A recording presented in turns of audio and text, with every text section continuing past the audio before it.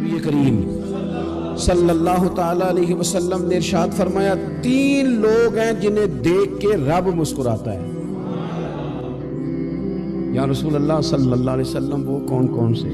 تو محبوب فرمانے لگے ایک وہ بندہ ساری مخلوق سوئی ہے، آدھی رات ہے، رات کا پچھلا پہر ہے، اس نے اٹھ کے وضو کر لیا، مصلی پہ کھڑا ہو گیا، خدا کی یاد میں، فرمایا اسے دیکھ کے رب مسکراتا ہے جو اس کی شان کے لائق ہے۔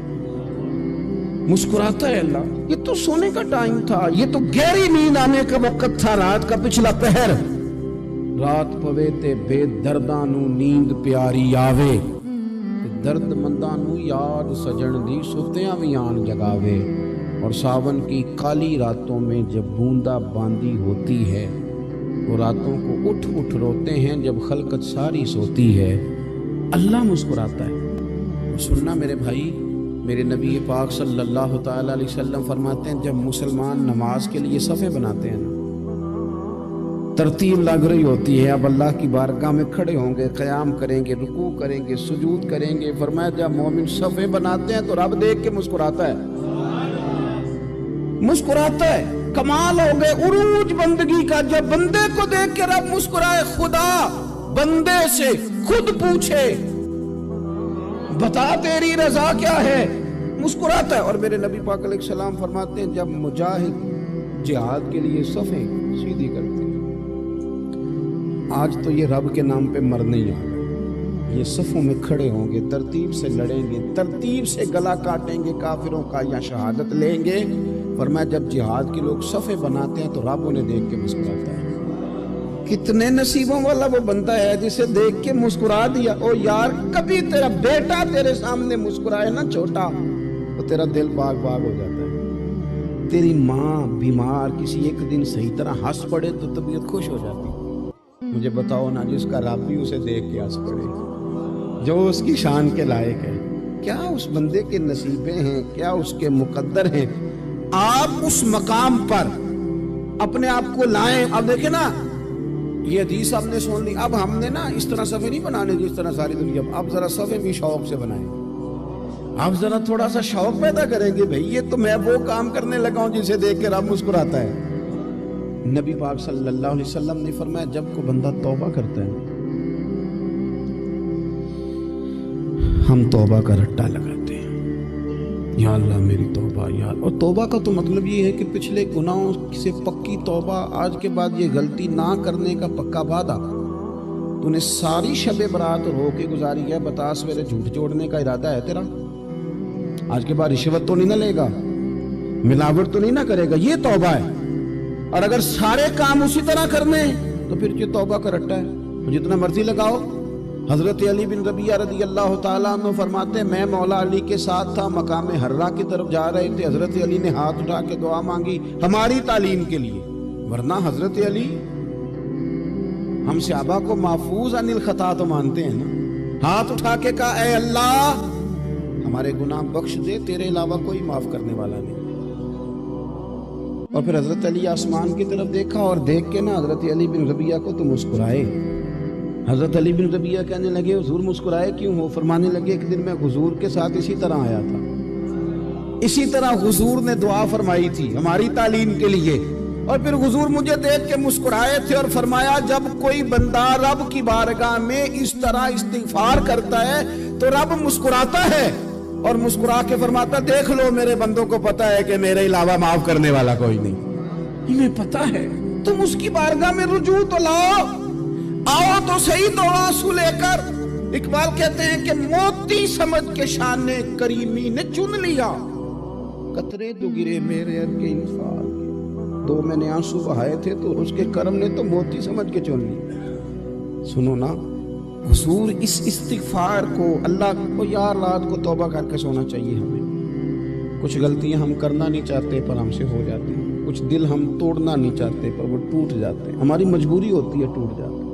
رات کو اس کی بارگاہ میں ہاتھ باندھ کے کشکول طلب دراز کر کے خوب استغفار پڑھنا چاہیے کہ مالک بندے ہیں نا کیا کریں، نفس کا ساتھ ہے، دنیا کا ساتھ ہے، خواہشات نفسانیہ، مالک معاف کر دے۔ درد سے توبہ، رسم نہ ہو، کہانی نہ ہو، لفظ نہ ہو، جملے نہ ہو، اور جناب ایسے لوگوں کے بیچ بڑے ہاتھ باندھ کے اور بڑا کوئی ضرورت نہیں، آپ اکیلے اپنی چارپائی پہ بستر کے اندر منہ دے کے بھی درد سے کہیں گے نا معاف کر دے تو وہ تو مہربانی بڑھائے۔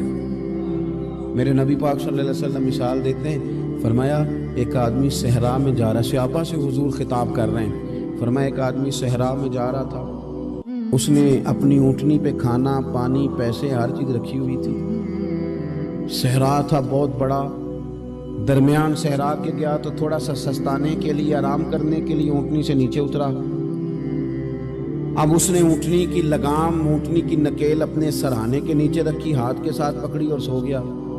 تھوڑی ہی دیر کے بعد جب اس کی آنکھ کھلی تو دیکھا اونٹنی غائب ہے۔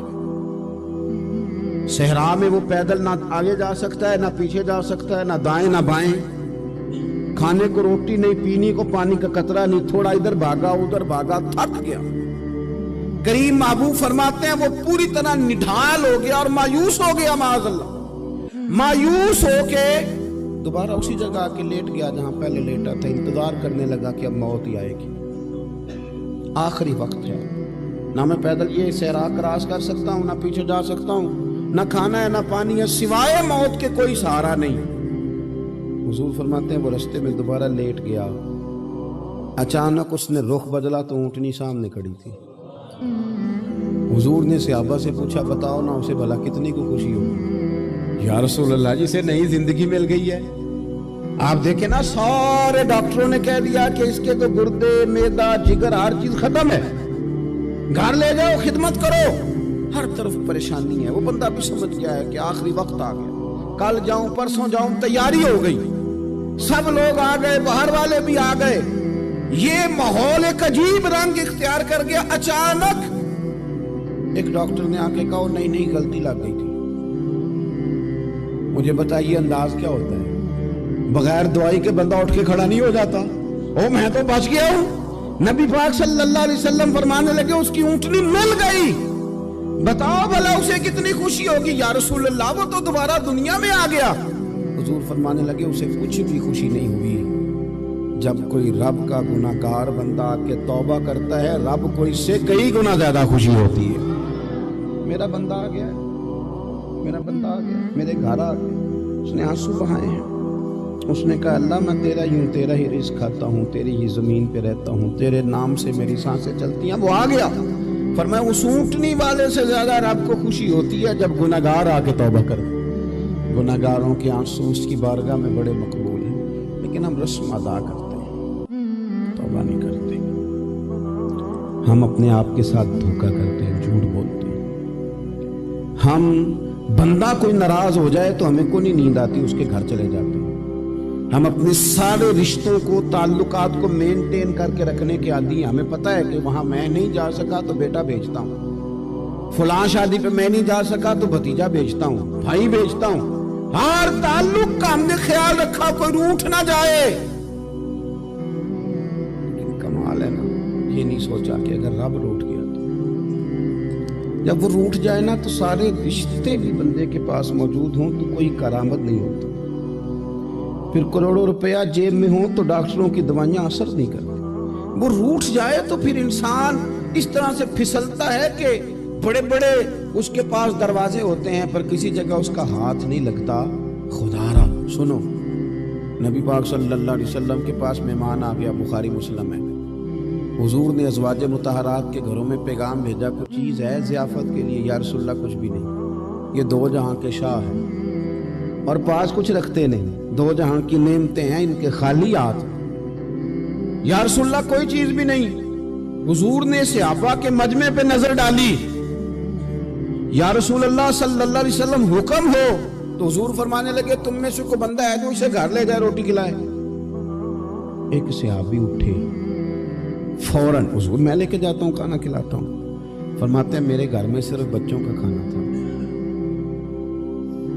یہ نہیں کہ فریزر بھرا ہوا ہے نعمتوں سے، صرف بچوں کا کھانا، یہ نہیں کہ کسی کو دے کے اپنی ہنڈیا پہ برتن دے لیا، صرف بچوں کا کھانا۔ کہتے ہیں گھر گیا، بیوی سے کہا کیا کیفیت ہے؟ کہنے لگی بچوں کی روٹی ہے۔ میں نے کہا بچے سلا دے،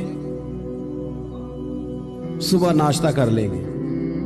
تو کہنے لگی آپ کیا کھائیں گے؟ تو میں نے کہا نہ میں کھاؤں گا نہ تو کھائے گی، مہمان جو نبی پاک کا ہے، अच्छा, अब जरा तजवीज़ देखो मियाँ बीवी की सूझी आपस में। कहते हैं खाना लगा देना, क्योंकि एक आध बंदे का खाना है। अपनी गुर्बतों का हर जगह इजहार करना, रोना रोना। ये देखो गुर्बत कैसे छुपाई जा रही है। उसको कहा नहीं कि चल तू थोड़ा रहम खा, तू आया है तू थोड़ा रहम खा, ये नहीं कहा उठ के ना तू खाना रखना और उठ के ना चिराग ठीक करने के बहाने बुझा देना। हम दुनिया वालों के सामने क्यों अपने दुख बयान करें? हम जो कहेंगे रब रसूल की बारगाह में कहेंगे। तू ना चिराग ठीक करने के बहाने, अहलिया उठी खाना देने के बाद चिराग ठीक करने के बहाने बुझा दिया। खामद भी हाथ चलाते रहे, बीवी कभी बर्तन रखती कभी उठाती, पता चले कि खाना खा रहे हैं, खाना खाया जा रहा है। कहते हैं मेहमान पेट भर के खाना खा गया। ये काम हुआ रात के अंधेरे में। उस वक्त हुआ जब चिराग भी बंद था, उस वक्त हुआ जब कोई देखने वाला नहीं था, किसी पड़ोसी को भी खबर नहीं थी। फरमाते हैं सुबह के उजाले में उस मेहमान को लेके मस्जिद नबी में मैंने कदम रखा तो नबी करीम ने फरमाया रात जो तुमने काम किया है ना उसे देख के मेरा रब बड़ा मुस्कुराया है, अल्लाह बड़ा मुस्कुराया है। अल्लाह तरदामनी पे शेख हमारी ना जाइए, हम दामन न छोड़ दें तो फरिश्ते वुजू करें। ये शान है सहाबा की। नबी करीम अलैहिस्सलाम ने फरमाया रब रात मुस्कुराया तेरा ये अंदाज देख के, और उसने कुरान नाजिल किया वयुसिरूना अला अनफुसिहिम वलौ काना बिहिम खसासा। कुछ लोग वो हैं जिन्हें बड़ी भी जरूरत हो तो दूसरों पर इसार कर दें।